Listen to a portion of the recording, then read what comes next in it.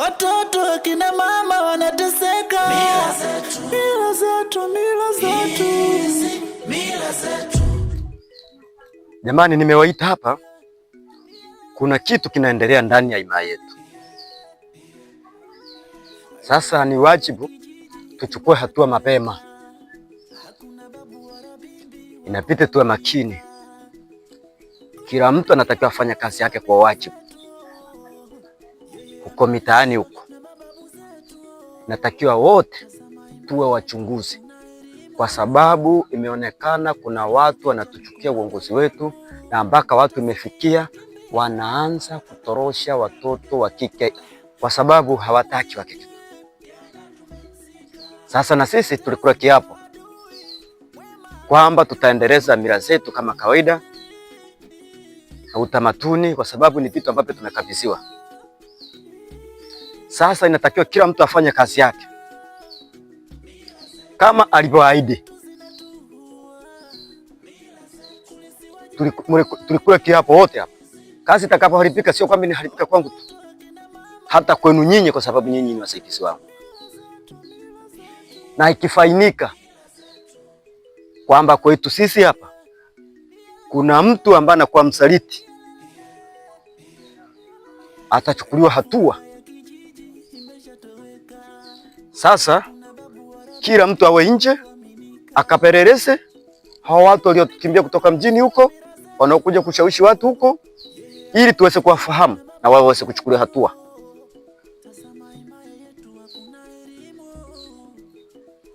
Maagizo yangu ndio haya. Nadhani mmenielewa, kila mtu amenielewa. Kila mtu aende akafanya kazi yake kwa weledi wake. Mila zetu. Mila zetu.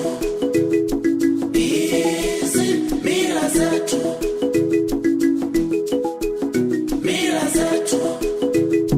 Hizi mila zetu.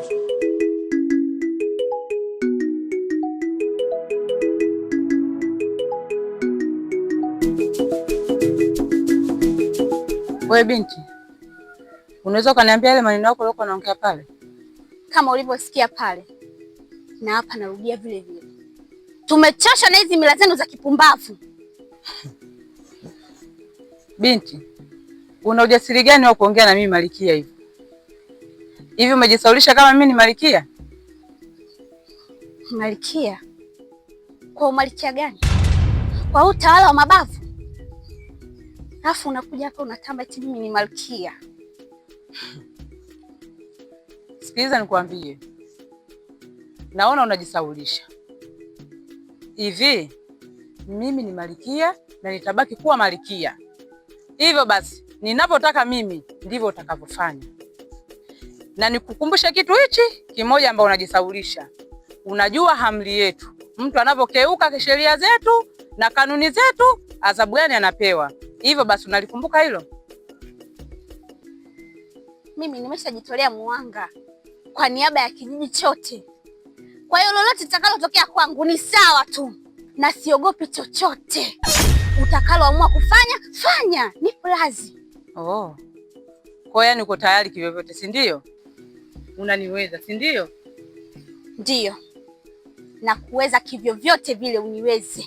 Siogopi chochote.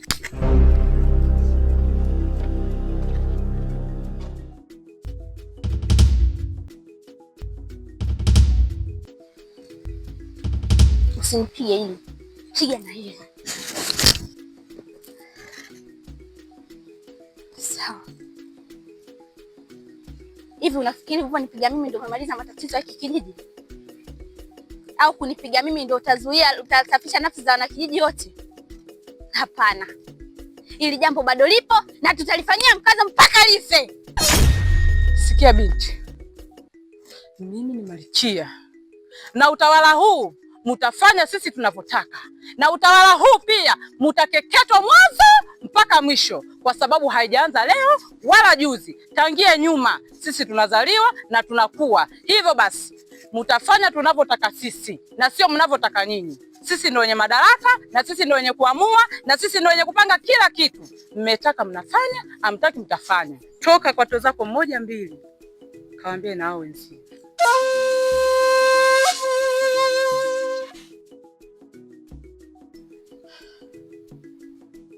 Mwanyeko, nini unafanya? Umesahau ulikotokea wewe? Hivi kwa nini mkipata vicheo kidogo tu mnajiona ndo mshainunua dunia, si ndio? Usijisaulishe. Kipindi tunateseka kwenye hichi kijiji, tulikuwa tunateseka na wewe Mwanyeko. Tulikuwa tunakimbia wote. Tuone huruma. Kuwa mwanamke kweli sasa. Mwanamke ndo anayeweza kutengeneza nyumba. Hebu tengeneza nyumba yako. Nikimaanisha hichi kijiji. Sikilizeni nyinyi. Huu utawala sasa hivi ni wa moto kuliko wote mliofikiria nyinyi. Na utawala ambao mimi sasa hivi niloingilia kati, ninajua kama nyinyi ndo mwanzo na ndo chanzo cha mimi kuwa malkia. Hiyo sio sababu, kwa sababu watawala wote wanaotawala katika vyao vyao wanapitishwa na raia. Raia wenyewe ni nyinyi. Hivyo basi kazi yenu imeisha. Uchaguzi wenu kwangu umeisha. Nipo katika level nyingine na nipo katika majukumu mengine. Tusiletane kujuana katika kazi zangu. Hivyo basi sishindi kuwafanya chochote na wala siwezi kuacha kufanya lolote na kuamua lolote katika utawala huu kwa kuogopa nyinyi mbwa wawili. Mwanyeko, hiki ni kijiji. Kuna watu walikuwepo na wakaondoka. Kabla haijakukuta hilo, badilisha mwenendo wako. Hii miti tunayoiona ni sawa na watu waliowahi kukaa kwenye hichi kijiji. Mila zetu kulisiwajane mara mitala. Mila zetu watoto kina mama wanateseka. Mila zetu, mila zetu, mila zetu, mila zetu.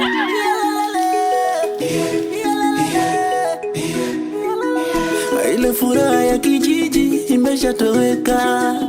Hakuna babu wala bibi wa kuaminika. Gumo ni kiongozi wa mila zetu. Yeye amerisishwa na mababu zetu. Tazama himaya yetu hakuna elimu. Ila kukicha ni kumwaga damu. Utasikia mkimbize mara kakamatwa kakeketwa katokwa damu nyingi. Nyinyi mnakifahamu mlichokifanya? Mnatoa wapi jeuri ya kuweza kumsimamisha malkia njiani na kuanza kumtolea lugha chafu? Kwa mnaona kwamba mnatuweza? Yeah. Ni kwa sababu gani mfanye ufumbavu kama ule? Yaani nyinyi nilitegemea nyinyi ndio watu wa kuweza kuwa pamoja na mimi, kwa sababu nyinyi ni watu wa himaya hii.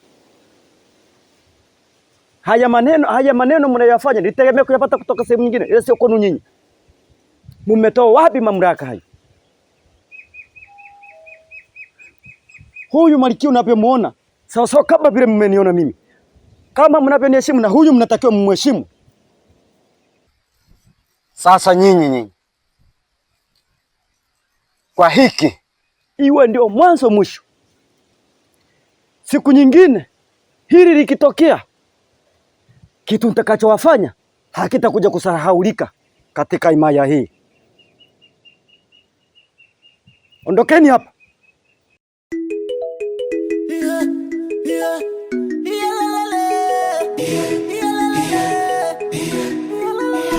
Ile furaha ya kijiji imeshatoweka.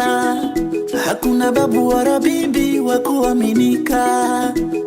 Gumo ni kiongozi wa mila zetu. Yeye amerisishwa na mababu zetu. Tazama himaya yetu hakuna elimu.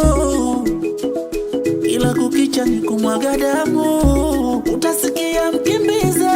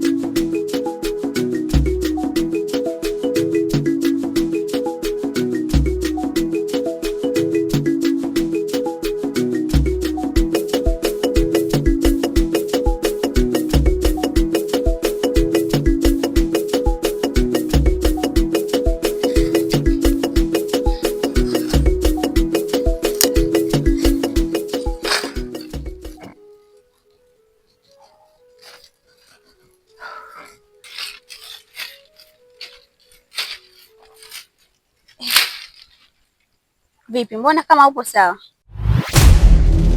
Mila zetu kulisi wajane mara mitala, mila zetu watoto akina mama wanateseka. Mila zetu, mila zetu, mila zetu, mila zetu. Yeah, yeah, yeah. Ile furaha ya kijiji imeshatoweka, hakuna babu wala bibi wa kuaminika. Kiongozi wa mila zetu, yeye amerisishwa na mababu zetu. Tazama himaya yetu, hakuna elimu, ila kukicha ni kumwaga damu. Utasikia mkimya